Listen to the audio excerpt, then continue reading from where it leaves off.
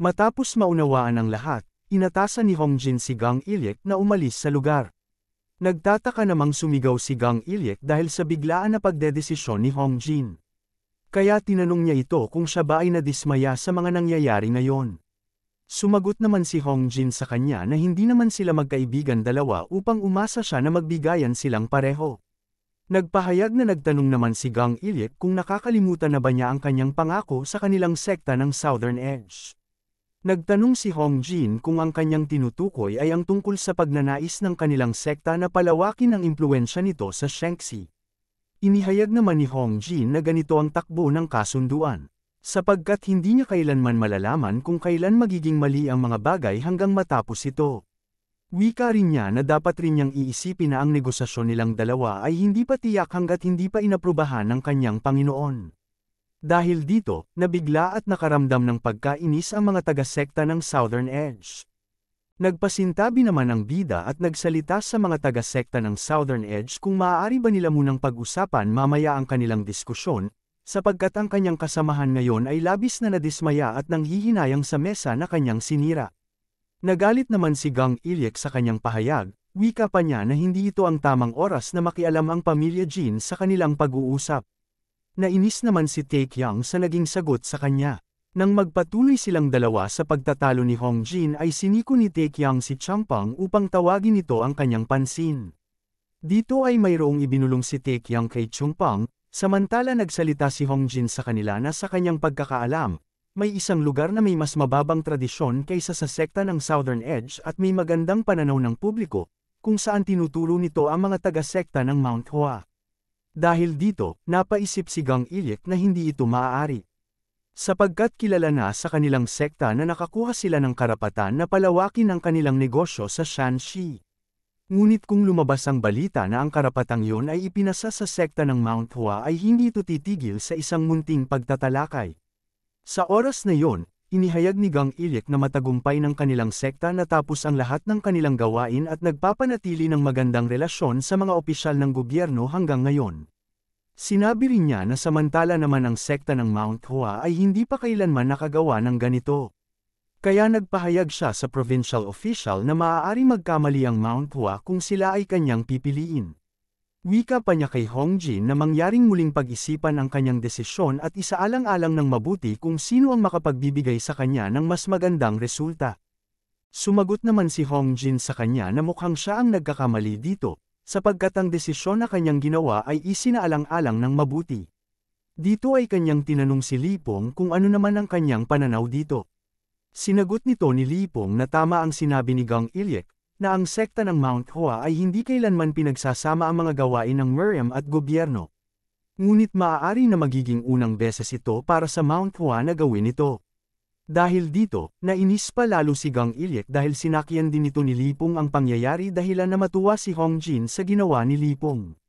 Dahil hindi matanggap ni Gang Ilyek ang kanyang mga sinambit, galit niyang pinagsabihan sila na kung paano nila nagawang balewalain ang isang mahusay na sekta ng Southern Edge sect. Kasabay nito, tinawag ang kanilang pansin ni Taekyang kung saan ang mga miyembro ng Southern Edge sect ay tumitig sa kanya. Dito ay minamasahe ni Taekyang si Chungpang sa kanyang likod, kung saan nagpahayag ito sa kanila na mayroong sana gusto sabihin si Chungpang sa kanya bilang kinatawan ng Mount Hua. Sa puntong yon, lumipat ang pansin ng lahat sa dalawang makulit na hangal, kung saan pinagsasabihan ni Taekyang si Chungpang na lakasan nito ng kaunti ang kanyang pagbigkas. Ilang saglit, sumigaw ng malakas si Chungpang at sinambit na sila ay umuwi na, sabay tawag sa kanilang mga matatandang pangit na mayabang na mga putang ina. Samantala si Taekyang ay tuwang-tuwa matapos sundin ni Chungpang ang kanyang itinuro sa kanya. Dahil dito, nabigla si Gang Ilyek sa mga naging pahayag ni Chungpang. Kung saan sinabi niya sa kanyang sarili na babawiin niya ang kahihiyan na ito anuman ang mangyari. Tinanong naman ni Taekyang kay Chungpang kung ito ba ang kauna-unahan na nakapagmura siya ng tao. Natinugunan naman ni Chungpang ng oo. Wika pa ng bida kay Chungpang na napakahusay ng kanyang mga ginawa. Dagdag pa niya na marami pa siyang matutunan sa kanya sa hinaharap. Habang ang dalawa ay nagmamasid sa mga hangal, nagtanong si Hongjin kay Lipong kung talaga bang ang binatang iyon ang tagapagmana ng Sword Saint na si Mei Jonghak. Sinagot naman siya ni Lipong na siya ay sigurado dito. Subalit napaisip na nagtanong si Hong Jin na kung mayroon bang mali kay Chung Pang. Tinugunan naman ito ni Li Peng na naging ganito lamang si Chung Pang dahil nabuhay siya sa lugar na malayo sa mga tao o totoong buhay. Dahil dito, nauunawaan na ni Hong Jin ang lahat, kaya tinanong nito si Li Peng kung ibig ba niyang sabihin na hindi man lang siya tinuruan ng kanyang master ng mga basic na gawain. Nagpahayag naman si Li Peng na ayon sa kanyang mga naririnig, ang Grandmaster ay mayroon din ganitong pag-uugali at hindi normal na pag-iisip gaya niya. Matapos nito, naisip ni Hong Jin na mukhang magkapareho silang dalawa talaga ng kanyang master kaya siya ay napahawak na lamang sa kanyang mga noo ng oras na iyon. Di nagtagal, nagmungkahi si Hong Jin na dapat na silang umalis dito at puntahan ang kanilang Panginoon upang ito ay kanilang batiin. Nagtaka naman si Tae Kyung sa naging pahayag ni Hong Jin, kaya siya ay nagtanong kung hindi ba dapat dito sila magkikita ngayon ng Panginoon. Ipinaliwanag ni Li Peng na ang kanilang kataas-taasan na Panginoon ay may ugali na magpakaabala sa martial arts sa tuwing siya ay nakakaramdam ng tensyon. Kaya malamang na naroon siya ngayon sa training grounds ng mga sandaling ito. Matapos nito, pumunta sila sa kinaroroonan ng kanilang Panginoon at nagbigay ng kanilang pagbati at paggalang. Kaya tinanong nito ang kanyang tauhan kung natapos na ba ang oras ng kanyang pagsasanay. Pagkatapos, iniabot nito ang kanyang sandata sa kamay ng kanyang tauhan. Nagtaka si Tae Kyung na nag-iisip kung bakit siya nag-imbita ng mga tao habang nagpa-practice ng martial arts, dahil ito ay nagpapakita lamang ng kakulangan ng batayang asal sa kabila ng pagiging maharlika. Nang makalapit sa kanila ang Panginoon, sila ay kanyang tinanong kung sino sa kanila ang sleeping dragon ng Shanxi.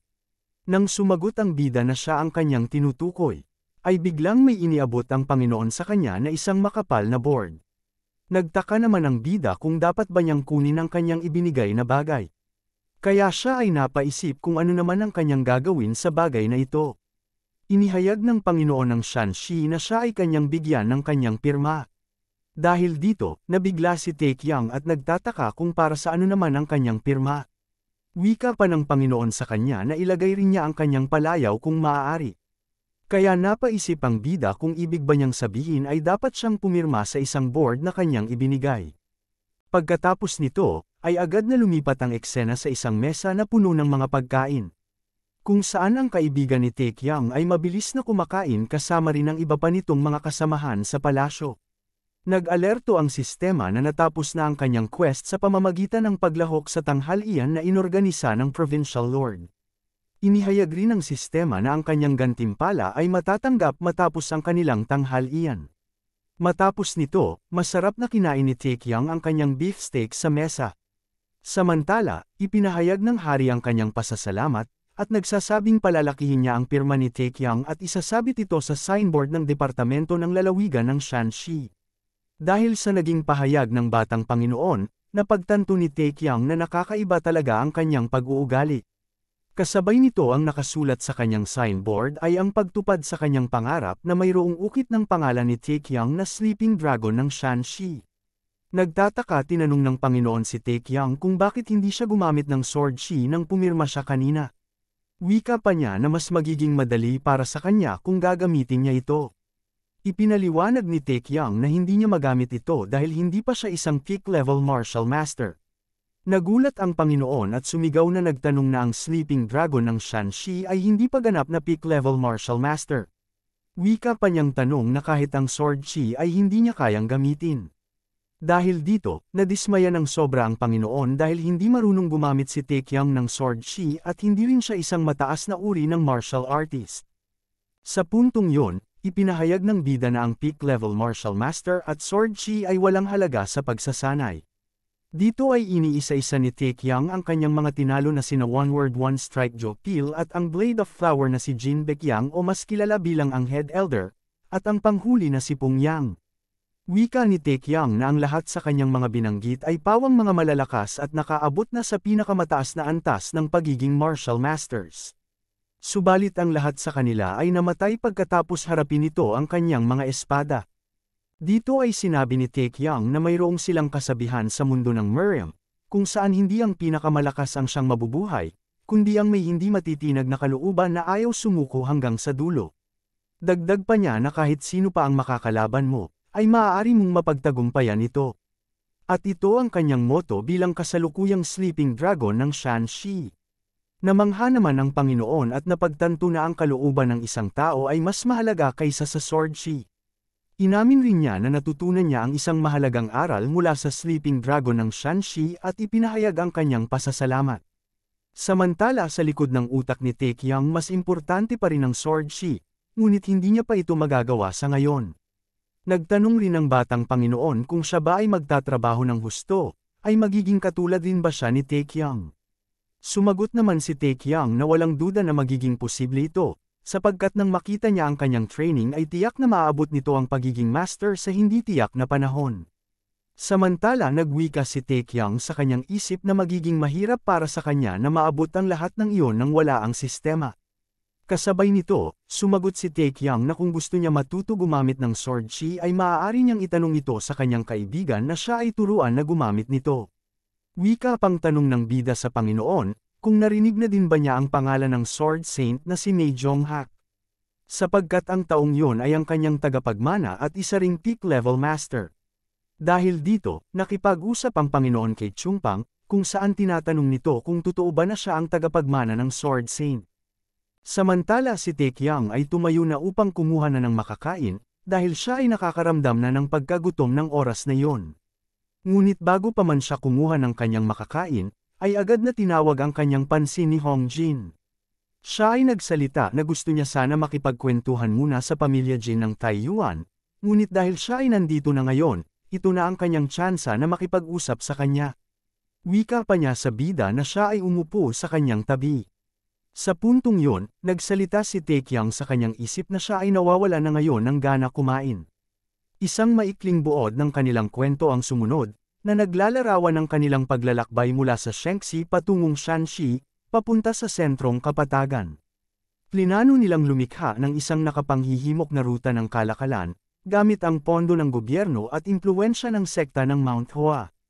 Upang makamit ito, kailangan nila ng isang maasahang escort agency, at nais ng Panginoon na ang pamilya Jin ng Taiyuan ang gumanap sa papel na iyon. Wika pa ni Hong Jin na siya ay bibigyan ng kalahati ng kita at pinakamataas na pribilehiyo. Nang mabanggit ni Hong Jin na sila ay kanilang susuportahan, ay naisip ni Taekyang na mas mabuti na magtatag sila ng sarili nilang escort agency kaysa naman na umasa sila sa di karapat-dapat na pamilya Jin. Dahil dito, naalala ni Taekyang ang naging pahayag ni Mokyang kung saan sinambit nito na mayroong tsismis na ang kasalukuyang emperor ay pinapatay ang kanyang nakatatandang kapatid upang umakyat sa trono. Iniisip ni Taekyang na kung ito ay totoo, marahil na ipinagkatiwala ng Panginoon ang escort agency sa pamilya Jin upang maiwasan ang atensyon ng emperor. Ngunit hindi siya sigurado tungkol dito. Wika namang tanong ni Hong Jin kay Taekyang kung naiintindihan ba niya na ito rin ay isang napakagandang plano. Tumugon naman ang bida ng oo, pero hindi naman mangyayari ito dahil sa kanyang gusto, kaya nais niya sanang ipaabot ito sa kanyang nakatatandang kapatid. Sumagot naman si Hong Jin na ito ay mas magiging mabuti. Sinabi rin ni Hong Jin na siya ay sigurado na makikinig ang family head ng pamilya Jin. Dahil narinig niya na ang napakaraming tsismis kung gaano kamahal ni Master Jin Weiqiang ang kanyang mga nakababatang kapatid. Napagtanto naman ni Taekyang na maraming alam na mga tsismis ang mga taong nandito. Ilang sandali, nagtanong si Taekyang kung hindi ba magiging sapat ang kasalukuyang escort agency nang hindi lumilikha ng bago. Dahil dito, sumagot si Hong Jin kung mayroon ba siyang nais sa kanyang isip. Dito ay iminungkahi ni Taekyang na kunin ang Star Cloud Escort Agency. Binalaan siya ni Hong Jin na huwag maliitin ang mga ito, dahil sila ang pinakamalaking escort agency sa Shanxi, at hindi magiging madali ang pag-agaw sa kanilang negosyo. Tumugon si Taekyang na dapat silang magpatuloy ng dahan-dahan ngunit tiyak. Hiniling ni Taekyang sa kanilang apat na pumili, kung ituturing ba nilang mga kaaway ang pamilya Jin, Mount Hoa Sect, at ang gobyerno, o iiwan si Wu Jintei at ibabahagi ang kanilang mga layunin sa kanila.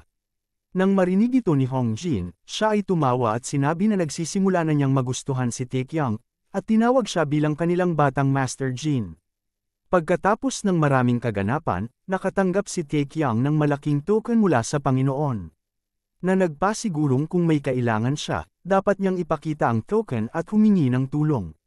Nangako ang Panginoon na tutulungan siya sa abot ng kanyang makakaya. Nag-alerto naman ang sistema na ang mga tumanggap ng misyon ay nasiyahan sa pulong ngayong araw. Bilang gantimpala sa misyon, natanggap niya ang token ng hari ng Changshan. Nang tinanong ng Panginoon kung kailan sila magkikita muli, sumagot si Taekyang na marahil pagkatapos siguro ng 1,000 gabi. Nalungkot naman ang Panginoon ng oras na yon, kung saan siya ay tinanong nito kung ibig ba niyang sabihin ay magiging abala na siya ngayon. Wika pa niya na kahit ang kanyang ama ay hindi kailanman ganoon kaabala bago siya pumanaw. Naisip naman ni Taekyang na siya ay isang cute na bata talaga kung makapag-isip. Ilang sandali, lumapit si Lipong at pinaalalahanan ang kanyang Panginoon na sa darating na kalahating buwan ay mayroong malaking handaan na gaganapin sa pamilya Jin ng Taiyuan.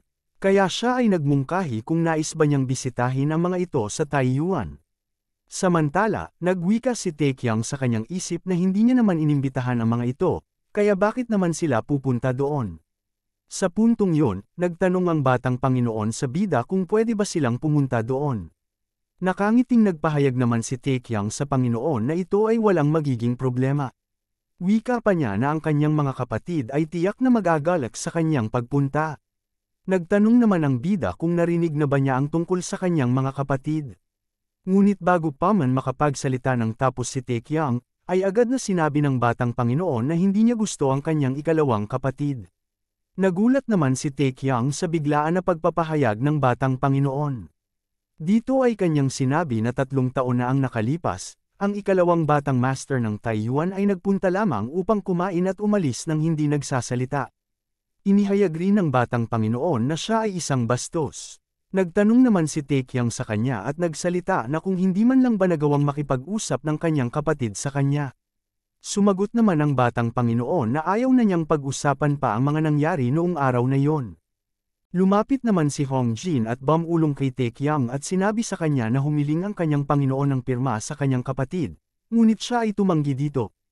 Naisip naman ng bida na kung ito ay nangyari 3 taon na ang nakalipas, ay malamang ang pagkatao na mayroon si Mukyang ay isang bulok na pag-uugali. Wika pa niya na paano nagawa ni Mukyang na diretsahang tumanggi sa isang 7 taong gulang na bata at isang Panginoon o hari, na humihingi lamang ng isang simpleng autograph. Habang siya ay pinagmamasdan ng bida, napagtanto ni Taekyang na siya ay kaawa-awa para sa isang tulad niyang bata. Ilang sandali, lumuhad ang bida sa kanyang harapan, kung saan inihayag nito sa Panginoon na kung siya ay pupunta ulit sa kanila, ay sisiguraduhin niyang makuha nito ang autograph ng kanyang kapatid. Dahil sa naging pahayag ng bida, masayang nakangiti ang batang Panginoon sa kanya, kung saan siya ay nagtanong kung talaga bang gagawin ito ni Taekyang para sa kanya. Ilang saglit, kinuha ni Taekyang ang kanyang maliit na daliri, kung saan siya ay nagbigay ng kanyang pangako sa batang Panginoon. Matapos nito, masayang pinagmasdan nila Hongjin at Lipong ang dalawa. Kung saan nagpahayag si Lipong na kay tagal rin bago nila nakita ang kanilang batang Panginoon ng ganito kasaya. Sumang-ayon naman si Hongjin sa kanyang sinabi, wika pa niya na ngayon siya muling umiti ng malapad matapos ang mahabang panahon ng pakikitungo sa kanilang boring na tagapayo araw-araw na si Lipong. Dahil dito, nagkapikunan ulit ang dalawang mga opisyales. Pagkatapos ang mahaba-haba nilang usapin, ay agad na nagpaalam si Taekyang sa kanila. Dito ay masayang nagbigay ng pamamaalam ang batang Panginoon, wika pa niya na sila ay mag-ingat sa kanilang paglalakbay. Inihayag naman ni Lipong ang kanyang pasasalamat, at sinabi na pakialagaan nito ang kanyang master uncle na si Chungpang. Habang paalis na sina Taekyang, lumabas sa pintuan si Chungpang at nagpahayag kay Lipong na huwag siyang mag-alala sa kanya, sapagkat patuloy na mayroon nangyayaring mga masayang bagay kapag kasama niya ang batang master na si Jin Taekyang sa kanyang paglalakbay. Matapos nito, nagpatuloy na ang mga pangkat nila Taekyang sa pag-alis sa palasyo ng Batang Panginoon. Samantala, ang 4 na mga natitirang Star Cloud Escort Agency ay nagtataka kung paano naman sila makakauwi ngayon. Habang sila ay nasa biyahe, nakahinga ng maayos si Taekyang. Kung saan siya ay nagsalita na ngayon makakuha na rin siya ng kaunting pahinga. Subalit, siya ay nagulat nang makita nito si Hongjin na nasa loob ng kanilang sinasakyang karwahe. Wika pang tanong ni Taekyang na ang karwaheng ito ay pabalik na sa pamilya Jin ng Taiyuan. Kaya siya ay nagtataka kung bakit siya nandito. Sumagot naman si Hongjin na sinadya niya itong gawin, sapagkat ito ang tamang pagkakataon para sa kanya upang makipag-usap sa mababang pinuno ng pamilya Jin ng Taiyuan.